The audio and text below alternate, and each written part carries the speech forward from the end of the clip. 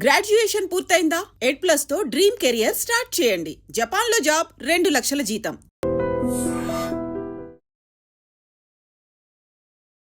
High to everyone, this is your Pavan. Most of the people stock మార్కెట్లో knowledge లేకుండా trading చేసి చాలామంది loss అవుతున్నారు.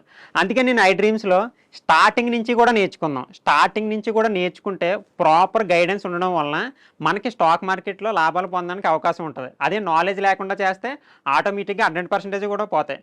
ఏదన్నా ఫీల్డ్లో మనం సక్సెస్ఫుల్ అవ్వాలనుకుంటే అది మీ ఫీల్డ్ అయినా లేకపోతే స్టాక్ మార్కెట్ అయినా దాని గురించి క్లియర్గా తెలియకపోతే 100% కూడా మనం ఫెయిల్ అవుతాం.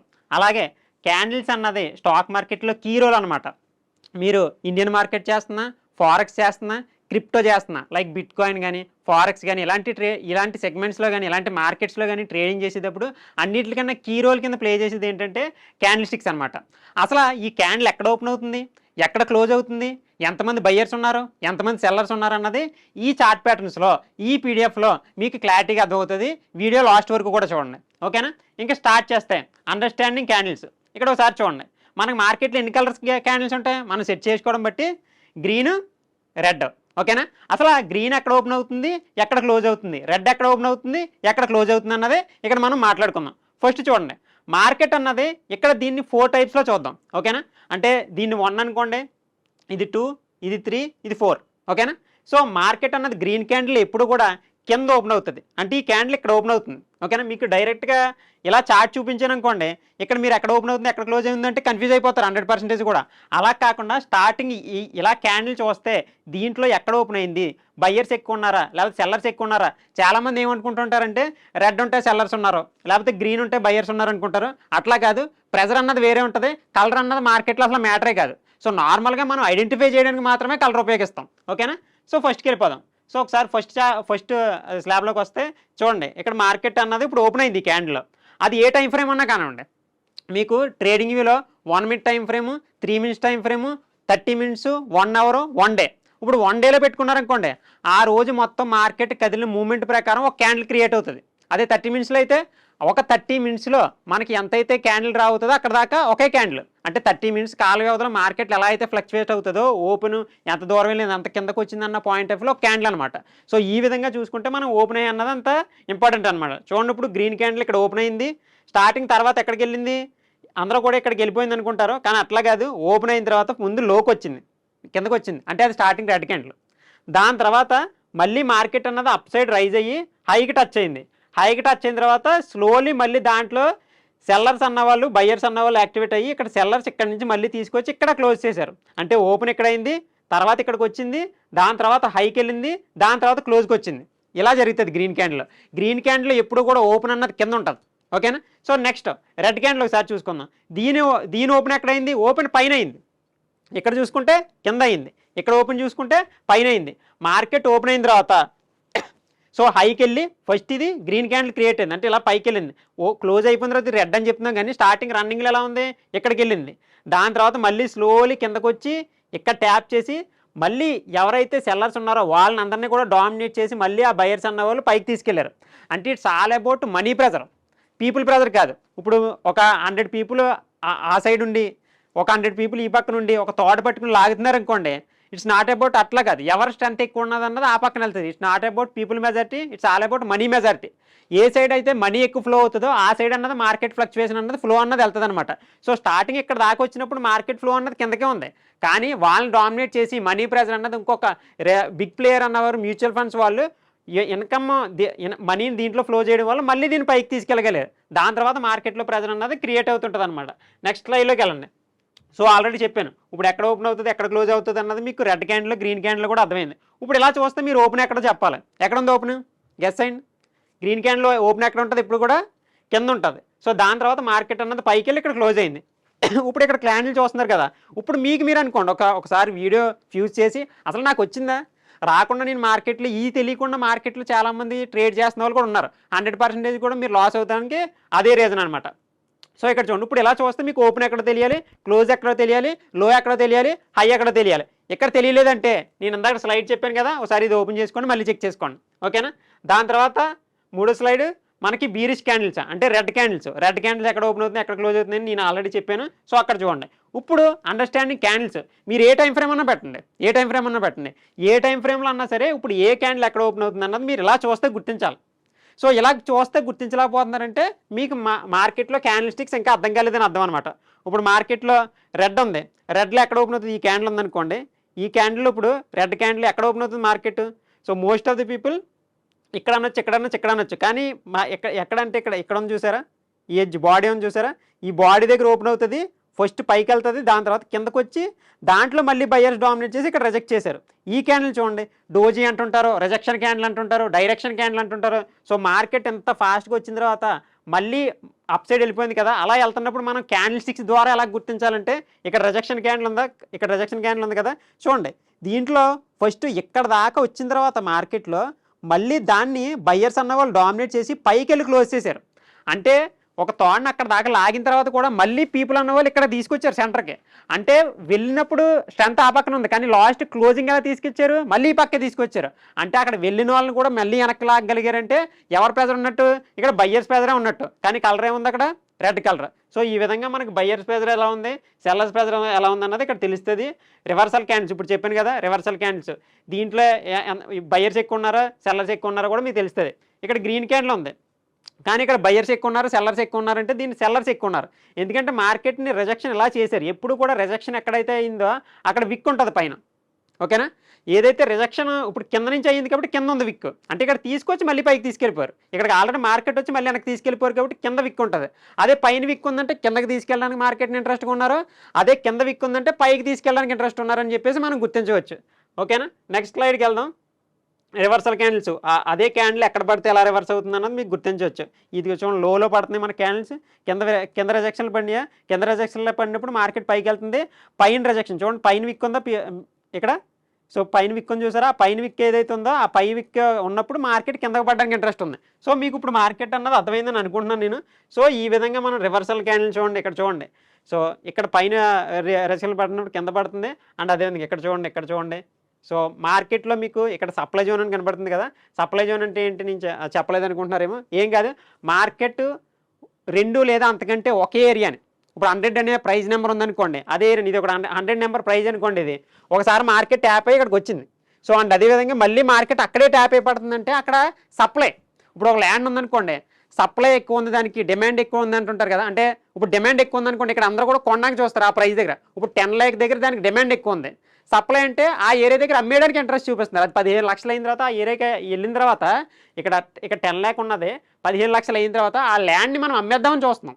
సో కాబట్టి దాన్ని సప్లై అంటారు, అప్ సైడ్ ఉన్నదాన్ని సప్లై అంటారు, కింద ఏదైతే ప్రైస్ ఉంటుందో ఎక్కువసార్లు ట్యాప్ అయి రైజ్ అవుతున్న ఏరియా ఉంటుందో దాన్ని డిమాండ్ అంటారు, ఓకేనా. సో మార్కెట్ ఇప్పుడు అర్థమైంది అనుకుంటున్నాను అది. దాని తర్వాత డోజీ క్యాండిల్స్ చూడండి, డోజీ క్యాండిల్స్ అన్నాయి. సో ఇక్కడ మీకు అప్ సైడ్ విక్ ఉంది, డౌన్ సైడ్ విక్ ఉంది, అంటే బయ్యర్స్ సెల్లర్స్ ఈక్వల్గా ఉన్నారనమాట. మార్కెట్ డిసిషన్ తీసుకుంటుంది ఎప్పుడైతే ఇలాంటి క్యాండిల్ పడిన తర్వాత. ఇప్పుడు ఇలా పడిన తర్వాత ఇప్పుడు గ్రీన్ క్యాండిల్ పడి దీని హైని బ్రేక్ ఇచ్చింది అనుకోండి, న్యూట్రల్ క్యాండిల్ ఉందా, దీని హైని బ్రేక్ ఇచ్చింది అనుకోండి, అంటే ఇప్పుడు దాకా బయ్యర్స్ సెల్లర్స్ ఈక్వల్గా ఉన్న వాళ్ళు, బయ్యర్స్ ఎక్కువగా యాక్టివేట్ అయ్యి మార్కెట్ ట్రెండ్ని అప్ సైడ్కి తీసుకెళ్ళడానికి ఇంట్రెస్ట్ ఎక్కువ ఉన్నారని చెప్పేసి మనం గుర్తించవచ్చు అనమాట. సో ఇలాంటి వాటిలో ఇప్పుడు మీరు అనుకోండి ఒకసారి, ఈ క్యాండిల్లో ఎవరు ఎక్కువ మంది ఇంట్రెస్ట్ చూపిస్తున్నారు, అప్ సైడ్ వెళ్ళడానికి మార్కెట్ ఇంట్రెస్ట్ ఉందా, డౌన్ సైడ్ వెళ్ళడానికి. నేను ఇందాక చెప్పాను కదా, కింద విక్ ఉందంటే ఇప్పుడు కూడా అప్ సైడ్కే, అప్ సైడ్ విక్ ఉందంటే డౌన్ సైడ్కి మార్కెట్ ఇంట్రెస్ట్ చూపిస్తున్నారని మనం డైరెక్షన్ని గుర్తించవచ్చు అనమాట. సో చూడండి, ఇక్కడ మార్కెట్ రిజెక్షన్ పైన ఎక్కువ విక్ ఉంది కాబట్టి డౌన్ సైడ్ అన్నది మనకి వచ్చింది, ఓకేనా. సో చలో నెక్స్ట్ ఈ స్లైడ్ చూడండి, ఈ స్లైడ్ చూడండి. నేను ఆల్రెడీ చెప్పాను ఇక్కడ మనకి 15 మినిట్స్ క్యాండిల్ 1 అవర్, అంటే ఎన్ని 15 మినిట్స్ క్యాండిల్స్ కలిపితే ఒక 1 అవర్. సో 4 15 మినిట్స్ అంటే 15 మినిట్స్కి ఒక క్యాండిల్ క్లోజ్ అవుతుంది, 15 మినిట్స్కి ఒక క్యాండిల్ క్లోజ్ అవుతుంది. అలా 15 మినిట్స్ క్యాండిల్స్ క్లోజ్ అయితే ఒక 1 అవర్ క్యాండిల్, అంతే కదా. ఇప్పుడు ఒక 1 అవర్లో ఎన్ని మినిట్స్ ఉంటాయి, 60 మినిట్స్ కదా. సో 60 మినిట్స్ అంటే 1 మినిట్ క్యాండిల్స్ 60 పడితే 1 అవర్ క్యాండిల్. అదే డే కంటే మార్కెట్ ఎన్ని అవర్స్ ఉంటుంది, 6 అవర్స్ ఉంటుంది. సో 6 అవర్స్ కలిపి ఒక డే క్యాండిల్, ఓకేనా. సో ఇలా మనకి చూడండి, ఇది చూడండి, ఇప్పుడు మీకు అర్థమవుతుంది. Market first 15 minutes candle starting ఎక్కడ ఓపెన్ అయిందంటే ఇక్కడ ఓపెన్ అయింది కదా, ఎందుకంటే ఓపెనింగ్ క్లోజింగ్ ఎలాగ అర్థమైంది కదా మీకు. సో ఇక్కడ ఓపెన్ అయింది, దాని తర్వాత మార్కెట్ ఏమైంది, స్లోలీ నెక్స్ట్ క్యాండిల్ ఇక్కడ దాకా వచ్చింది. ఈ ఓవరాల్ 4 క్యాండిల్స్లో ఓపెనింగ్ ఇక్కడ అన్నిటికంటే కిందకు వచ్చిన క్యాండిల్ ఏదంటే ఇక్కడికి కదా వచ్చింది, ఇక్కడ ఇది లో, కాబట్టి లో డ్రా చేశారు. దాని తర్వాత హై ఎక్కడికి వెళ్ళింది, ఈ 4 క్యాండిల్స్లో పైకి వెళ్ళిన మూమెంట్ ఏది అంటే ఇక్కడికే. సో హై ఇక్కడ జనరేట్ చేసింది. దాని తర్వాత మార్కెట్ అన్నది స్లోలీ ఇక్కడికి వచ్చి ఇక్కడ క్లోజ్ చేసింది. కాబట్టి ఇది ఓపెన్, ఇది లో, ఇది హై, ఇది క్లోజ్. కాబట్టి ఏదైతే ఈ వెనక్కి వచ్చేసిన రిజెక్షన్ ఉందో అది విక్స్ కింద కన్వర్ట్ అయింది. ఏదైతే మధ్యన బాడీ ఉందో ఓపెన్ క్లోజ్ మధ్యన బాడీ ఉందో, ఇక్కడ ఓపెన్కి క్లోజ్కి మధ్యన ఉన్నది చూసారా ఈ లైన్లు, ఈ రెండు లైన్ల మధ్య భాగమేమో బాడీ కింద కన్వర్ట్ అయింది. అలా అనమాట 1 అవర్ టైం ఫ్రేమ్ ఇంకో అలా మనం 1 అవర్ టైం ఫ్రేమ్ కానీ 15 మినిట్స్ కానీ అలా మనం మోడిఫై చేసుకోవచ్చు అనమాట. అంటే లోవర్ లెవెల్ నుంచి హయ్యర్ లెవెల్ నుంచి కొంతమంది అంటుంటారు 15 మినిట్స్ క్లోజింగ్ తర్వాత మనం 3 మినిట్స్లో ఎంట్రీ తీసుకోవాలని చెప్పేసి. అంటే అలా ఎలా గుర్తిస్తారంటే ఇట్లాగే. సో 15 మినిట్స్లో అనాలిసిస్ చేసి తర్వాత 3 మినిట్స్లోకి మోడిఫై చేసి దాన్ని మనం ఎంట్రీ కింద మనం తీసుకోవచ్చు అనమాట. ఓకేనా. దాని తర్వాత నెక్స్ట్ స్లైడ్లోకి వెళ్తున్నాను, మీకు అర్థమవుతుంది అనుకుంటున్నాను నేను. సో ఇక్కడ చూడండి, ఇందాక చెప్పాను కదా 1 మినిట్ టైం ఫ్రేమ్లో క్యాండిల్ ట్రేడింగ్ వేలో మీకు మేబీ ట్రేడింగ్ తెలిస్తే అర్థమవుతుంటుంది మీకు. చూడండి ఇప్పుడు ఫస్ట్ క్యాండిల్ ఎక్కడ ఓపెన్ అయింది, ఇక్కడ ఓపెన్ అయింది.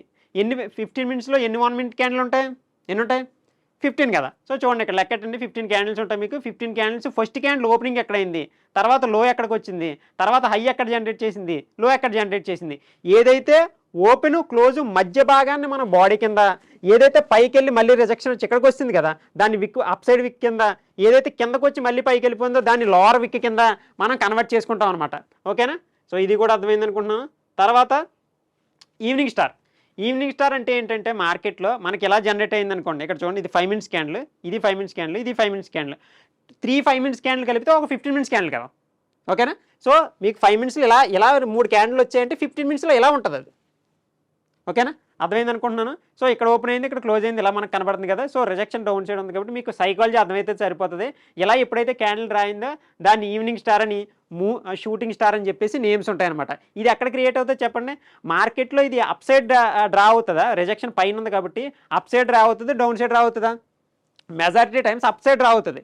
ఎప్పుడైతే మార్కెట్ ట్రెండ్ అప్ సైడ్ వెళ్ళి అక్కడ ఎలాంటి క్యాండిల్ డ్రా అయిందో అప్పుడు మార్కెట్ మళ్ళీ రివర్సల్గా కిందకు వచ్చేస్తుందని చెప్పేసి మనం అర్థం చేసుకోవచ్చు అనమాట. ఓకే. సో దాని తర్వాత చూడండి చెప్పాను కదా ఈవినింగ్ స్టార్ కానీ, షూటింగ్ స్టార్ కానీ, మార్నింగ్ స్టార్ అంటే కింద రిజెక్షన్ ఉందంటే ఆ మార్కెట్ ట్రెండ్లో డౌన్ సైడ్ వస్తుంది అనమాట. ఇక్కడ చూడండి మార్నింగ్ స్టార్ కింద వస్తుంది కదా. ఎప్పుడైతే మార్కెట్ ట్రెండ్ ఎలా క్రియేట్ అయిందో, ఎప్పుడైతే మార్నింగ్ స్టార్ వచ్చిందో అప్పుడు మార్కెట్ అప్ సైడ్ వెళ్తుందని చెప్పేసి అర్థం అనమాట. ఇది బేస్, దీన్నే బేస్ తీసుకుని ఎంట్రీ తీసేసుకోవచ్చా పవన్ బ్రో అంటే తీసుకోకూడదు. ఇది ఒక వన్ ఆఫ్ ద కన్ఫర్మేషన్ అంతే. ఓకేనా. Okay done. Next types of bullish candles ఇక్కడ మీకు స్క్రీన్ మీద కనపడుతున్నాయి కదా, చూసుకోండి, లేకపోతే స్క్రీన్ షాట్ తీసుకోండి.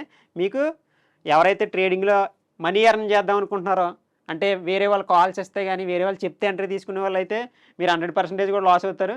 ఎవరైతే నేర్చుకుందాం అనుకుంటున్నారో వాళ్ళకి ఈ పీడిఎఫ్ అన్నది చాలా బాగా ఉపయోగపడుతుంది. కింద మీరు పీడిఎఫ్ అని కామెంట్ చేయండి, స్క్రీన్ మీద మీకు నెంబర్ కనపడుతుంది, ఆ నెంబర్కి వాట్సాప్ మెసేజ్ చేస్తే ఈ పీడిఎఫ్ అన్నది మీకు వాట్సాప్లో సెండ్ చేస్తాను నేను. ఓకేనా. చలో కింద కామెంట్ మాత్రం చేయాలి, కింద పీడిఎఫ్ అని కామెంట్ చేయండి, దాని తర్వాత సెండ్ చేస్తాను నేను. ఓకేనా. తర్వాత ఇక్కడ చూడండి ప్రతిదీ కూడా క్యాండిల్స్ కానీ, మార్బోజీ క్యాండిల్స్, బీరిస్ క్యాండిల్స్, బుల్లిష్ క్యాండిల్స్ అని చెప్పేసి కనపడుతున్నాయి కదా. ఇవన్నీ కూడా రిజెక్షన్లు కానీ సైకాలజీ స్టార్టింగ్ చెప్పాను కదా, ఆ ఒక్క సైకాలజీ మీకు క్లియర్గా అర్థమైతే మొత్తం కూడా అర్థమైనట్టే. మార్బోజీ క్యాండిల్స్ అంటే రెడ్ గ్రీన్ ఒకేసప్పుడు పక్కన పడడం. చూడండి ఈవినింగ్ స్టార్లు అంటే పైన పడతాయి. ఓకేనా. సో పైన పడితే కిందకి మార్కెట్ వచ్చే అవకాశం ఉంటుంది. బుల్లిష్ ఎంగల్ఫింగ్ అంటే ఏంటి లేదు, ఫస్ట్ రెడ్ పడి దాని విక్స్ని కూడా నెక్స్ట్ క్యాండిల్ అన్నది ఇలా ఫుల్ చేసింది అనుకోండి, దానికంటే పెద్దగా ఆపోజిట్ సైడ్ బయ్యర్స్ అన్నది దీన్ని డామినేట్ చేసి బయింగ్లో యాక్టివేట్ అయ్యారు అంటే మార్కెట్ పైకి వెళ్తుంది అనమాట. ఓకేనా. సో బీరిష్ ఎంగల్ఫింగ్ అంటే గ్రీన్ క్యాండిల్ అంతే ఉంది, గ్రీన్ క్యాండిల్ డామినేట్ చేసి అంటే దాని బాడీలోకి ఇంక్లూడ్ చేసేసుకుంది ఇదంతా కూడా. సో ఎప్పుడైతే ఇది పడిందో మార్కెట్ అనేది డౌన్ సైడ్ వస్తుంది. అంటే ఇక్కడ ఉన్న బయ్యర్స్ని, ఆ పీపుల్ని, మనీ మెజారిటీని డామినేట్ చేసి మళ్ళీ కింద సైడ్ తీసుకెళ్ళడానికి మనకి ఇంట్రెస్ట్ చూపిస్తున్నారని మనం గుర్తించవచ్చు అనమాట. ఓకే. దాని తర్వాత బీరిష్ ఎంగల్ఫింగ్ ఇక్కడ ఆ చార్ట్ అయితే ఏదైతే చెప్పానో అది రియల్ చార్ట్లో మీకు ఎలా వర్కౌట్ అవుతుందో చూడండి. ఇక్కడ చూడండి రెడ్ క్యాండిల్ పడిందా, రెడ్ క్యాండిల్ మొత్తం ఈ గ్రీన్ క్యాండిల్ అన్నది ఫిల్ చేసిందా, దాని తర్వాత మార్కెట్ అప్ సైడ్ వెళ్ళడం మొదలుపెట్టింది. ఓకేనా. ఇక్కడ చూడండి ఈ గ్రీన్ క్యాండిల్ ఉందా, ఈ గ్రీన్ క్యాండిల్ ఫుల్గా రెడ్ క్యాండిల్ ఫిల్ చేసిందా, అది ఎప్పుడైతే క్రియేట్ అయిందో మార్కెట్ కింద పడడం మొదలుపెట్టింది. ఈ విధంగా మార్కెట్ అన్నది డైరెక్షన్ తీసుకుంటా ఉపయోగపడుతుంది అనమాట. ఒకసారి ఇక్కడ నేమ్స్ చూడండి, నేమ్స్ అన్నీ అర్థమవుతున్నాయి కదా. సో ఇవన్నీ కూడా మీరు క్లియర్గా అబ్జర్వ్ చేస్తే మీకు ఇవన్నీ కూడా ఉపయోగపడతాయి అన్నమాట. ఓకేనా. సి దీన్ని 3 వైట్ సోల్జర్స్ అంటారు, దాన్ని 3 బ్లాక్ క్రౌన్ అంటారు, బుల్లిష్ 3 లైన్ అంటారు, బీరిష్ 3 లైన్ స్ట్రైక్ అంటారు, దాని తర్వాత బుల్లిష్ 3 లైన్ స్టిక్ అంటారు. సో ఈ విధంగా డిఫరెంట్ నేమ్స్తో ఉంటాయి. ఈ దీంట్లో చూడండి, బుల్లిష్ సింగిల్ ఫింగ్, hammer, morning star, hammer, bearish single ఫింగ్, shooting star, evening star, shooting star అని చెప్పేసి మనకి డిఫరెంట్గా కనపడుతున్నాయి. సో మ్యాక్సిమం అందరికి కూడా క్యాండిల్ స్టిక్స్ గురించి ప్రతిదీ కూడా అర్థమైంది అనుకుంటున్నాను.